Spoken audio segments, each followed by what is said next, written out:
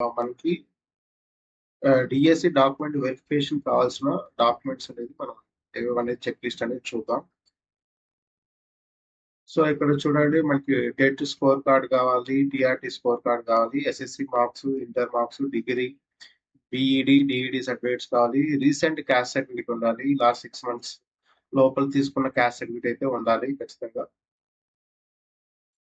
So next వచ్చి study certificate 4th నుంచి 10th వరకు ఉండాలి. ఇది లోకల్ స్టాటస్ అని చెప్పేదానికోసం. రెసిడెన్షియల్ సర్టిఫికేట్ ఒకవేళ మీకు స్టడీ సర్టిఫికేట్ అనేది లేదు, మీకు ఒక దగ్గర సపోజ్ కొన్ని స్కూల్స్‌లో మీరు చదివిన స్కూల్స్ అనేది క్లోజ్ అయిపోయింటాయి కదా! అలాంటి వాళ్ళకైతే రెసిడెన్స్ సర్టిఫికేట్ అనేది సరిపోతది. తర్వాత పాస్‌పోర్ట్ సైజ్ ఫోటోస్ ఉండాలి. మినిమమ్ అయితే 10 తీసుకోండి. తర్వాత EBC certificate, caste certificate, reservation ఉన్న వాళ్ళకి ఖచ్చితంగా కావాలి. ఆధార్ కార్డు, ఒకవేళ ఎవరికైనా మ్యారేజ్ తర్వాత సర్‌నేమ్ చేంజ్ అయ్యింటారు. ఎస్పెషల్లీ వుమెన్‌కైతే వాళ్ళకైతే మ్యారేజ్ సర్టిఫికేట్ కావాలి. ఒకవేళ లీగల్‌గా ఎవరైతే నేమ్ చేంజ్ చేసుకున్నారో మీకైతే గెజెట్ నోటిఫికేషన్ సరిపోతది.